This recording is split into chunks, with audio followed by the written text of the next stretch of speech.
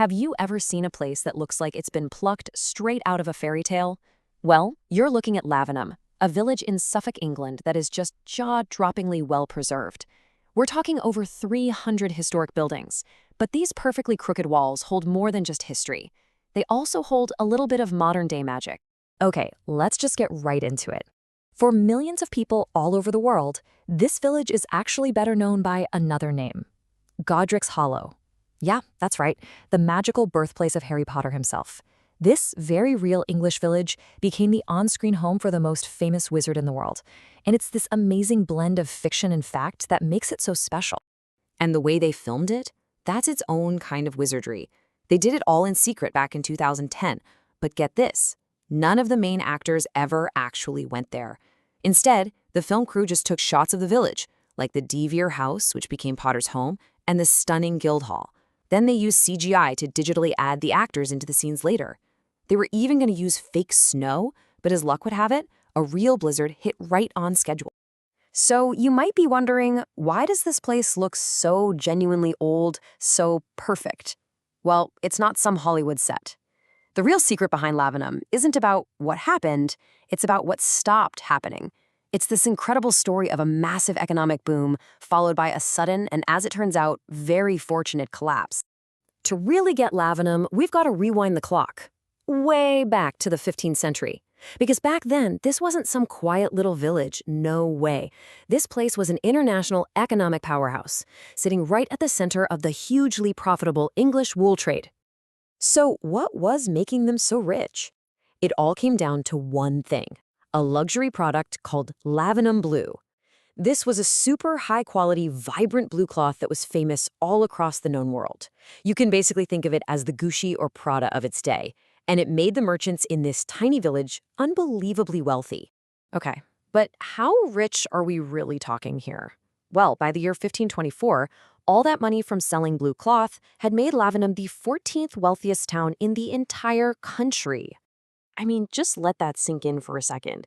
This tiny village was paying more in taxes to the king than massive, established cities like Lincoln and York. This wasn't just a local success story. This was nation-shaping, mind-boggling wealth.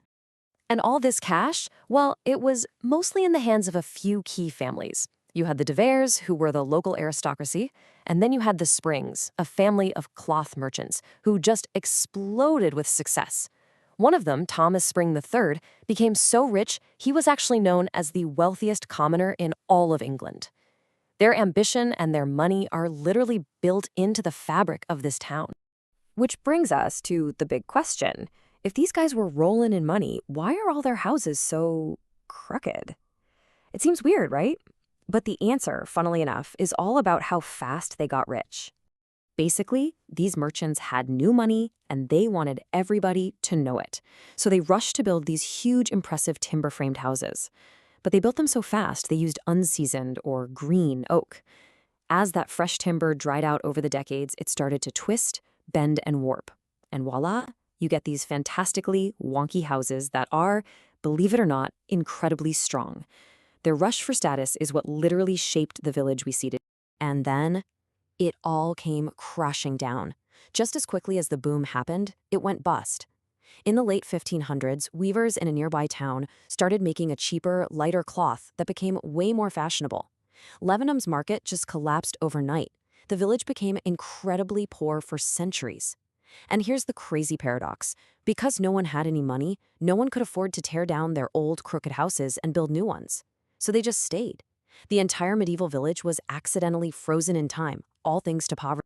So when you have a place with this much drama, we're talking dizzying heights and crushing lows, with buildings that have been standing for over 600 years, it's probably no surprise that things get a little spooky. Yep, Lavenham is widely considered one of England's most haunted villages. It's like some residents checked in and just never really checked out. So who exactly is said to be sticking around? Well, the stories are all over the place, from heartbroken housekeepers to the lingering echoes of wartime soldiers. Let's meet a couple of the village's most famous ghosts. First up is the Swan Hotel, which is apparently a major hotspot for paranormal activity. The most famous story is about a 19th century housekeeper in what's now room 15. The tragic tale goes that she was pregnant, got jilted on her wedding day, and took her own life in that room. Guests have reported seeing her ghostly figure, and there's one really bizarre story of a visiting nun who woke up because she felt someone tickling her feet. People also say the old bar still has the echoes of American airmen who used to drink there during World War II. And of course, you can't talk about Lavenham without mentioning its most iconic building, the Crooked House. And you guessed it, it claims to have its own share of ghosts, too. The current owners totally lean into it, running these cool theatrical tours that mix the building's history with its ghost stories. It just adds another layer of fun to the place, you know. But the strange tales in Lavenham aren't just about ghosts. The secrets hidden inside these ancient houses get even weirder. I'm talking about stuff that is literally bricked into the walls. Yep, you are reading that correctly. Mummified cats. It's actually not that uncommon for people renovating these old houses to find a cat sealed inside the walls. And this wasn't an accident. It was an old folk tradition, a kind of medieval security system. People believed that entombing a cat in your house would ward off evil spirits and witches. It's pretty grim, for sure, but also a totally fascinating look into the superstitions of the past. Lavenham's unique look has even seeped into things you probably know your whole life. That famous crooked house? It's widely believed to be the inspiration for the nursery rhyme, "There Was a Crooked Man." And even crazier, the poem Twinkle, Twinkle, Little Star was supposedly written by Jane Taylor right here in Lavenham, inspired by the big, dark Suffolk night sky. How amazing is that? The village has also had a pretty long and, let's say, varied film career. We all know Harry Potter brought this sense of wonder and magic in 2010, but rewind a few decades to 1968, and the village was the backdrop for a notoriously brutal horror film called The Witchfinder General. They actually filmed a graphic witch-burning scene right there in the marketplace. And there's this creepy local legend that a curse was put on the film, which they linked to the director's tragic death shortly after it was released. I think this quote from the people who now own the Crooked House just captures the spirit of Lavenham perfectly. This is no longer a forgotten, poverty-stricken town. It's a cherished place where the residents see themselves as guardians of its incredible story, passionate about protecting it so we can all continue to experience it. Ultimately, Lavenham is just this powerful reminder that real history isn't just in museums or books, it's all around us, in the most unexpected places. It proves that every leaning wall and every old cobblestone street has a story to tell, of boom, bust, magic, and sheer survival. It makes you wonder, doesn't it, what amazing stories are hidden in the towns and cities where we live if we just stop for a second and look a little bit closer.